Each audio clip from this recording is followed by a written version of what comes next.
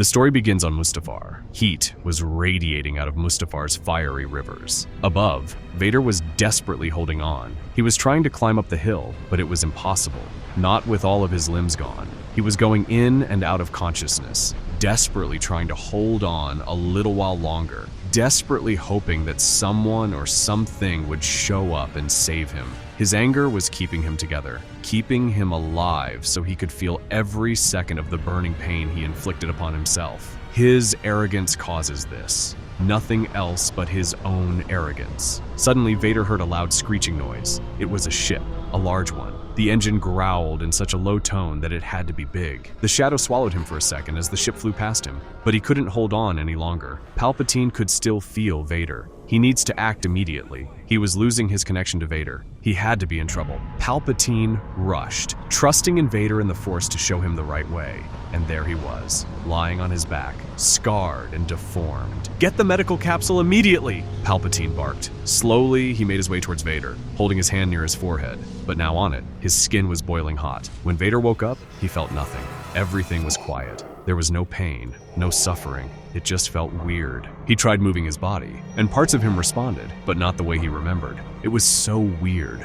so different. His fingers were numb. That was because he had none. His suit was salvaged from advanced medtech. It was sleeker and less oppressive than the black armor Sidious originally wanted to use. It was designed to sustain rather than enslave Vader. The exoskeleton was made out of a lightweight durasteel alloy, connected to synthetic interface nodes, allowing for smooth adaptive movement. On Vader's back, overlying plates of armor flexed with his breath. At least the pain was gone. But what did he become? Nothing was left of Anakin Skywalker. Nothing left of his former life. Finally, the Emperor entered the dimly lit room. He was informed Vader was finally awake and immediately made his way to his medical center. There was a long moment of silence. Palpatine was just observing Vader's new slick armor. There was only a light buzz of droids moving around and a light breeze of cold wind. Palpatine spoke first, asking Vader how he feels. Vader was thrown off by the question. He didn't dare to try moving or speaking before, so he tried giving a response. But it was hard. His vocal cords gurgled, but the message came through. "I'm fine, my master." Palpatine actually looked saddened upon gazing at Vader. He looked at him. His eyes were full of regret, full of sorrow and sadness.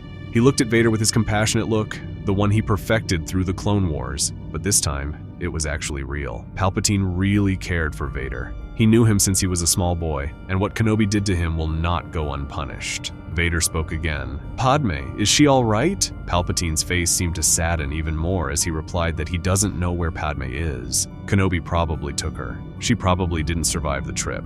Palpatine continued with a little more cheerful voice.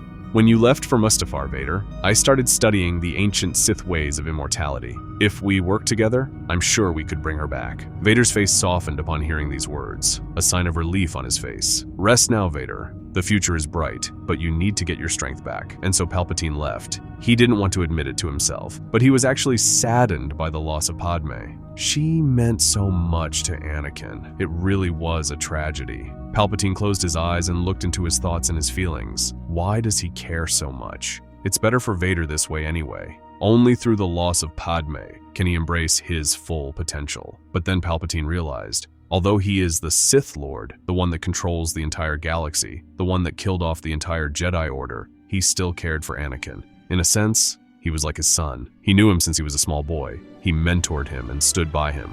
It wasn't the way of the Sith, but it was true. Palpatine really cared for Vader. In that moment, he decided to do everything he could to bring Padme back. It's the one thing that makes Vader truly happy. In the following months, the galaxy would restructure. Clone troopers would begin to be replaced with the stormtroopers. Expensive military equipment like Clone Z-95 and AR-C-170. Starfighters would be the first to go, replaced with a standard model of a TIE fighter, a ship so incredibly bad that it was actually kind of good. Palpatine's answer to any kind of military funding or any kind of Navy maintenance expenses would always be quantity over quality, and it worked. The Empire was strong, the military was strong, and the Senate started to take decisive action over any kind of matter, because Palpatine always had the final word. The galaxy restructured, and at the very core of Palpatine's plan was Vader. he was sent on different missions, forcing systems into collaboration with the Empire, ending protests, and soon he became an icon the galaxy feared. Vader, a figure with black robes and durasteel armor. His face was scared but determined. He reminded Palpatine of the Dark Lord he heard of on multiple occasions while searching for holocrons in deep Sith history, Darth Malgus. But Vader was not him. Vader, as far as Palpatine knew, would become the best of them. Stronger than Vitiate and also himself, and Palpatine was fine with it. On one hand, he had dreams of immortality, while he also wanted Vader to surpass him. He wanted Vader to reach his full potential. And all in all, he also just wanted Vader to become strong enough to revive Padme. Palpatine would use his immense connections as the Emperor to scour the galaxy for Sith holocrons. He even went as far as reading some information left in the Jedi archives, although almost everything was wiped out during Operation Nightfall. Palpatine even flew to Sojourn, where he tried to find anything his master left behind. Any kind of secret he could unravel from this place, previously owned by Plagueis, would be most valuable. But there was nothing. The facility Plagueis worked in all those years ago was completely destroyed after his assassination attempt. There was nothing left but a small landing pad and a storage area that nearby systems used to refuel their ships. But he had more luck with the Sith holocrons. So while he was busy uncovering the secrets of immortality, Vader would be his right hand for ruling the Empire. He wasn't just a tool. In a sense, Vader ruled the Empire more than Palpatine did. He often spoke in the Senate and made crucial military decisions. Especially as the rebellion would start to form, Vader would be first in command to silence the threat. That was the deal. Palpatine will dedicate most of his time to studying Sith artifacts and practicing Sith alchemy, while Vader will remain the icon of the Empire. With his shiny armor and black robes, he was feared across the entire galaxy. Palpatine would also dedicate himself to teaching Vader what he always wanted to know: the secrets of the Force the Jedi didn't tell him about. The boy's picture of the Force is incomplete, dogmatic. But Palpatine took time, and over the span of the next year, Vader would truly grasp the entire picture of the Force. He understood the dark side. He had a brief knowledge of most of the dark side abilities Palpatine knew of. Palpatine even took time to tell him about light side powers Jedi kept from him. Not because he wanted him to use them, couldn't anyway. He was too ingrained in the dark side, but simply because Vader wanted to know what the Jedi kept from him. And through all of that, Vader also became aware of the Force healing, a light side technique that Jedi used to heal themselves and other beings. Vader wanted to use this ability, but he was too enraged in the dark side. So Vader would make an effort to remove himself from the dark to some extent, just enough so he could test the ability to see if he could use it to bring Padme back. The rebellion grew in power, but Tarkin and Thrawn were easily handling the rebel threat. But as the rebellion grew stronger, Palpatine knew that something would have to be done about the growing threat. So the Emperor would order Tarkin to create a battle station with the ability to destroy planets, a tool that would bring fear to the rebellion. Vader was getting busier and busier as tensions escalated, especially in the Outer Rim where the Empire struggled to keep control of many systems. Vader would independently lead more assaults on the rebels and also arrogant Hutts. The galaxy would also start to see Vader differently. During the early creation of the Empire, the galaxy saw Vader as the Emperor's tool, and some still did. But although Vader was a military machine, he was also constantly present in the Senate. While Palpatine was busy learning immortality, Vader would dictate the galaxy on his own, deciding important matters on his own without even consulting Palpatine. It was obvious that Vader was the real ruler of the Empire, and soon Vader would also start to realize that he doesn't need Palpatine. He can rule the galaxy himself. He only needs him to bring Padme back. He was also studying Force healing, so he figured either he or Palpatine would eventually bring Padme back. So this would go on for 15 years, until eventually, Palpatine and Vader would make their way together to Theed. It was raining hard as they made their way to the city's cemetery. It was huge, but one person had a bigger burying site than almost anyone else: Senator Amidala. They made their way to her grave. They looked at each other before lifting their hands, carefully cracking the stone. They carefully lifted the boulder and let it fall down on the side. Anakin finally saw her. After all of these years, Padme was lying in the grave. There was not a glimpse of fat on her, just bones and skin. Her face was disturbing, her eyeballs gone, and Vader grabbed her carefully, and so they made their way back to the Emperor's shuttle. They took Padme's corpse to the Emperor's medical center on Coruscant. She was placed in a Bacta tank, slowly fed nutrients into her flesh. Slowly, her body would begin to take its original shape. It was still scarred and deformed, reminiscent of a human fetus, bloated, but it was a good start. The next few years were very eventful as Sidious and Vader often visited the medical center trying to revive Padme. At first, they were doing it together, trying to revive her with their combined force. But they knew they didn't need each other. Vader felt like he was so close to saving her, and so did Palpatine, but their approaches were different. Vader tried to use force healing, which was a light side power. He could not tap too far into the light side in front of Palpatine. Who knows how the Emperor would react? Palpatine also felt like he didn't need Vader. He studied so many Sith holocrons. He knew exactly what he was doing. Years would go by as these two Sith were trying to revive Padme.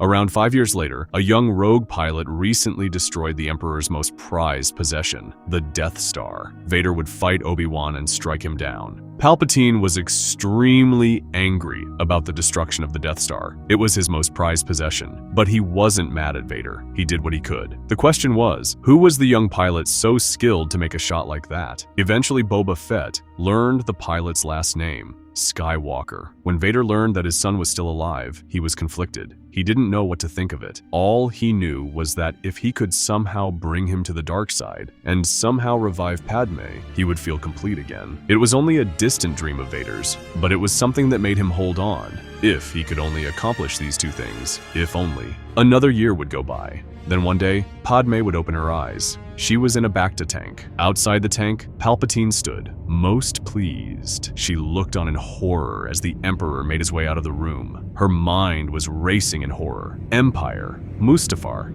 Anakin. He did unspeakable things. Where is she? Did Anakin bring her here? Is Palpatine really his master? All of this was too much for Padme as she blacked out, but she was very much alive. Palpatine would contact Vader with a cheerful voice, telling him that finally, he managed to revive Padme. Finally, they can be together. Vader was silent, processing the information. He told the Emperor to meet him on the Death Star. Palpatine was extremely irritated. Not even thank you? After all of these years? 20 long years of studying immortality. He doesn't even get a thank you? But still, the Emperor would arrive at the second Death Star. He would take the turbo lift to the throne room. But there was something strange going on. There were no royal guards guarding the entrance, but then he saw it. Vader was standing on top of the stairs, but there was another figure beside him. Vader ignited his saber, the bloody gloom of it reflecting off the polished surfaces. But then another lightsaber would ignite, a green one. It was Skywalker's long-lost son.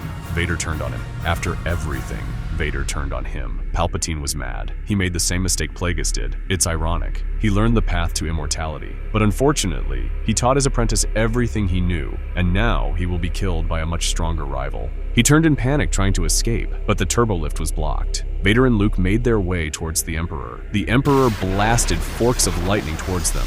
Vader easily dodged them. Luke got hit, but just briefly. He ignited his saber like an animal trapped in a corner, and the fight began. Palpatine fled, deflected attacks, and fled again. Eventually, there was nothing Palpatine could do. There was no escape. He turned, his saber illuminating his sad face, as the two figures approached him. Then Palpatine attacked. Vader was stronger than him in every way, but Skywalker was not. He focused on Luke, but he could not overwhelm the young Jedi. Vader was too powerful. Deflecting strikes meant to kill Luke.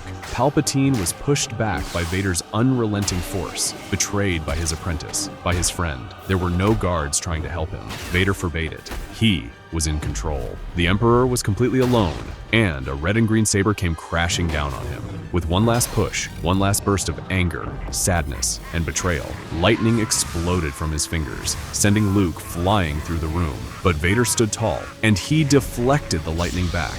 And as the Emperor fell unconscious from his own lightning, he saw a red saber crashing down towards him. He was betrayed. He was weak. His emotions for the young Sith he knew his entire life betrayed him, just as Plagueis' love for him betrayed the former Dark Lord before him, and Palpatine fell dead. betrayed. In the following months, Luke would grow strong with the dark side, and so would Leia. The Empire was strong, and so was Vader. And of course, Padme was reunited with her entire family. Anakin, Luke, Leia, Padme, they were all together now. And Vader finally had it all. Everything he wished for all of those years. Thanks to Palpatine. Thanks to his compassion towards him. But Palpatine was not needed anymore. He was weak. He let his emotions deceive him, and so the galaxy would be ruled by the Skywalker Sith family, at least until somehow Palpatine would return.